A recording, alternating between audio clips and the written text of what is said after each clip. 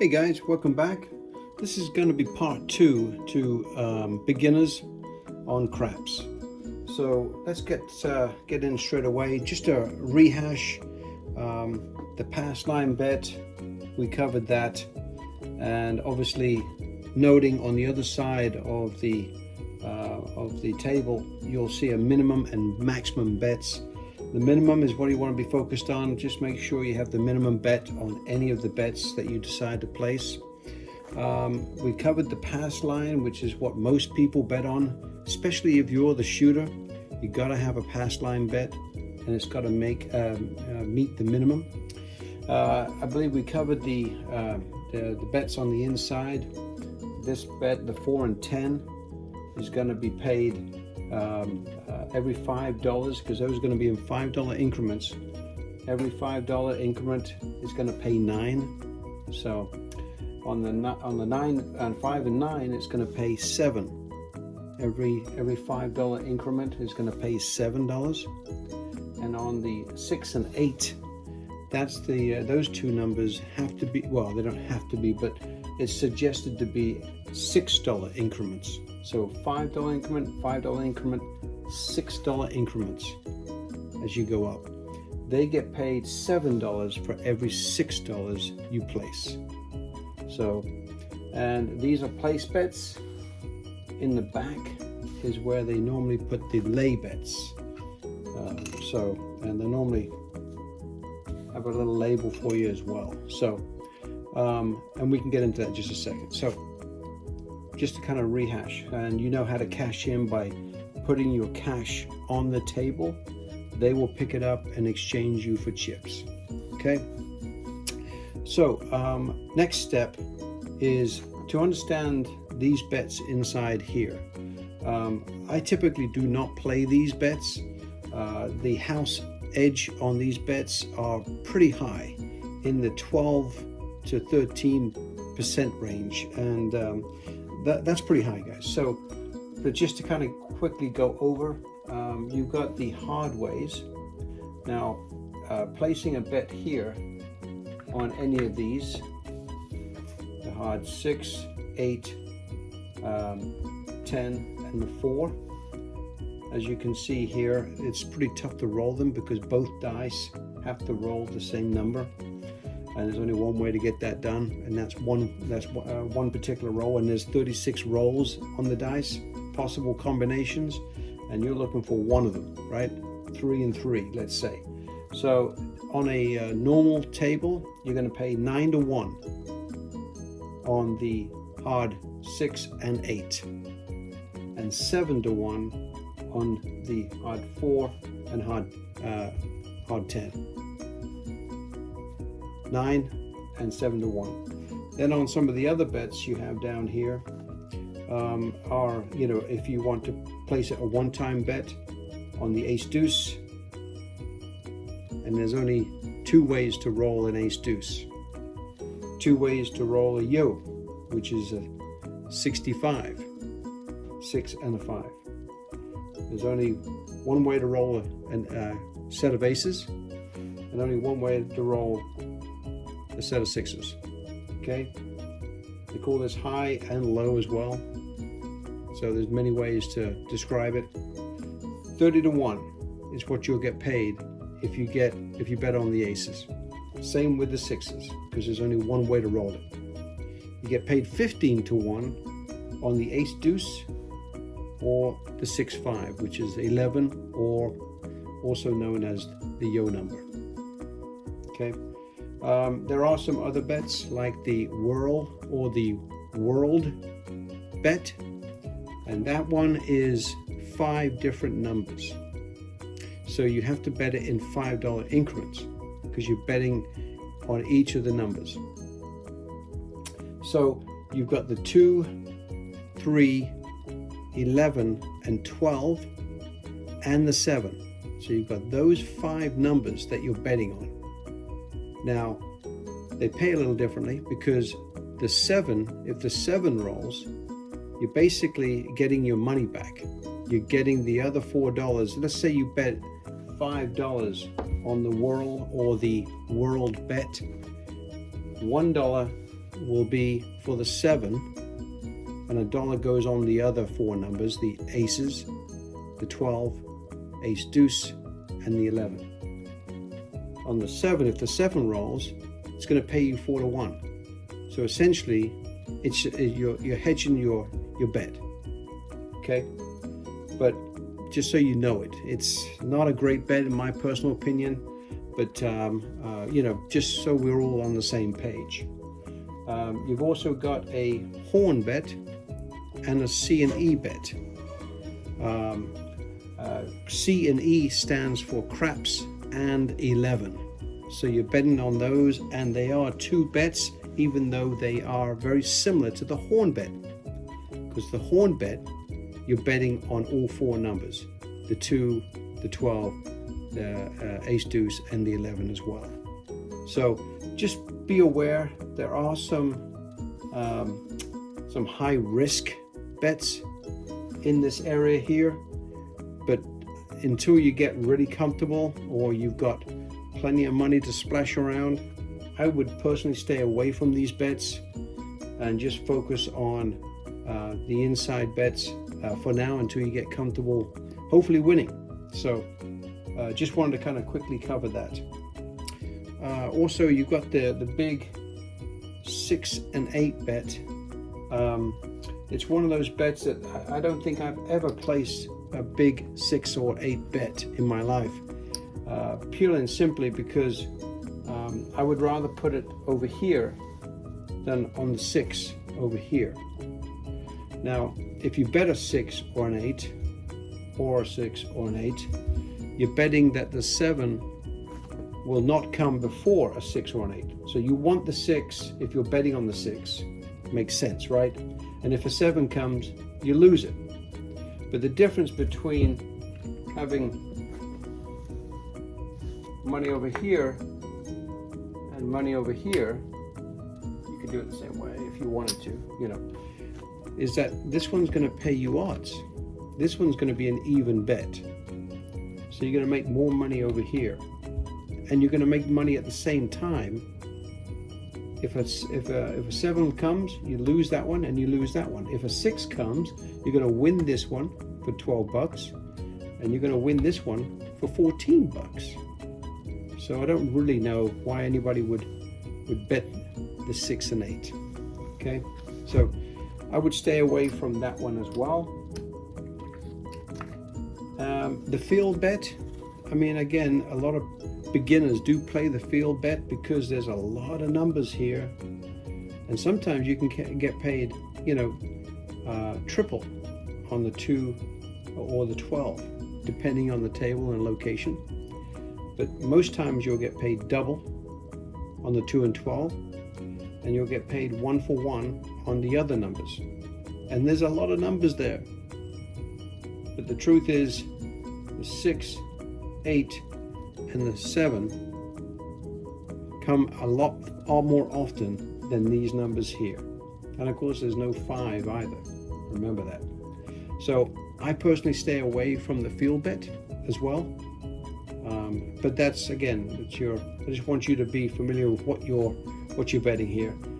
It's a 1 for 1 bet, unless of course you do hit the 2 or the 12, which, as we've already discussed, there's only one way to roll a 2, one way to roll a 12, and out of 36 combinations on a dice, that's pretty rare. So just be familiar with that as well.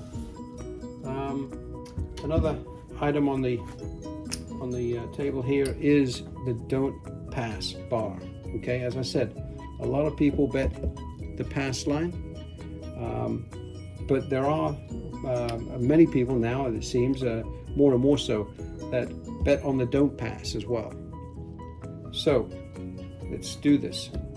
Let's bet 10 bucks on each one. So if you roll the dice and you get a 9, 9 becomes the point, right?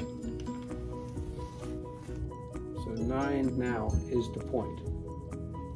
So if I roll a 7, the don't pass gets paid. If the pass line sorry, if you roll a 9, the pass line gets paid, and the don't pass loses. So it's all about the 7 at this point, or the 9. So let's keep rolling. Well, that's completely on cue. So there's a 7. So the pass line loses because you were trying to hit the 9, and the don't pass gets paid. So pretty simple, really. This one, you're betting against the fact of the shooter hitting the point before he or she hits this, the 7. So this one here, after the first roll, is looking for the 7. So that's another good point. So let's say I roll a 7 on the first come out. Sorry, let me take this down. So we're coming out. This is the first roll. You're the shooter. You roll, you hit a 7. You roll a 7. The pass line wins. The don't pass loses. But after the point has been established, that's when the don't pass has the advantage, because there's more ways to roll a 7 than there is a 9 in the last case. There's more ways to roll a 7 than there are of any other numbers in the 36 combinations. So that's why a lot of people do bet the don't pass, because once you get over the initial first roll, you have the advantage to win. So let's say you did this same bet again, right? And you rolled an ace deuce or a 2 aces. The don't pass at that point wins, and the pass line loses. So if a 7 comes up, as we said, on the first roll, don't pass loses, and the pass line wins. If a 65 comes up, the pass line wins, don't pass loses. So they both got 2 ways to win, 2 ways to lose on either side. Ace deuce and an aces wins. 7 or 11 wins. If a 12 comes, it's a push. You do lose the pass. So there's 3 ways to roll numbers here that you will lose. And there's 2 ways you will lose over here. Okay? So you've got 3 ways to lose, 2 ways to lose. Because the 12 over here is a push. 12 over here, you lose. But you've got 7 on your side over here on the first roll. So hopefully that made sense. So that's kind of the difference between those two.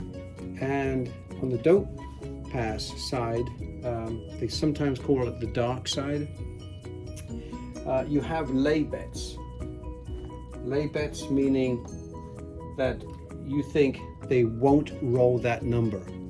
So let's say I'm a don't pass person and the point has already been thrown and it's an 8, okay?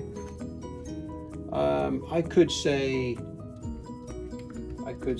put $50, place bet the 9 for me, okay? But I don't think that there's going to be a 4 thrown, because 4s are pretty hard to throw. So what I'm going to do, I'm going to put $100 on the lay bet on the 4, meaning I don't think a 4 is going to roll. I think a 7 is going to come before a 4. Now if I roll a 9, I win $70 on the 9. Then if a 7 comes before an 8, I win on the don't. And I also win on the 4. Half. because it's a 2-to-1 bet. So if I bet 100, I'm going to get paid 50. All right, because there's not many ways. There's only 3 ways to roll a 4. So I know that's a lot all at once, but those are the basics, guys, as far as what I can see here that kind of really needs to be, if you're new to the game, you know, be careful about how many and how much that you go at one time. But there's a lot of different ways to play this game, and also strategies. There's 101 ways to play strategies on both sides, the don't pass and also the pass line way of betting. And again, this kind of comes into the equation when you've been fortunate and you've made some money over here. Then you get kind of a little creative, and a lot of times if you're winning over here, a lot of times these bets can win for you as well. But there's a lot going on the game, guys, and again, you know, from the dealer standpoint, they've got multiple people asking different things and crazy bets across, and they've got to remember a lot of different things. So when you do communicate with the other side of the table, the dealers, try to be as clear as you possibly can and speak up a little bit too, because a lot of times they've got 3 things going on at the same time. Tipping on the table, obviously, you know how this world works. If you're doing well, it's really easy to tip, right? Because you're making money. So be good to the dealers. It always comes back. I've always found that if you tip well, typically you get more of a positive vibe on the table. I can't think of anything else at this point in time, guys. Again, you know, there's many strategies in play in this game. I would suggest that you look at plenty of those to begin with before you launch into playing on a table. I would play bubble craps. It's a great way to get introduced to a lot of the different ways of betting, and also, you know, how to put strategies together, and so that you can get comfortable with them before you hit the tables. So words of wisdom. I've been playing this for quite some time, and as I said, there's many ways to win, and unfortunately there's many ways to lose. So come to the table with a certain amount of money as far as a bankroll, and also come to the table with a win goal, so you know what you're going to be satisfied with. So when you hit that win goal, get out of there and then come back another time.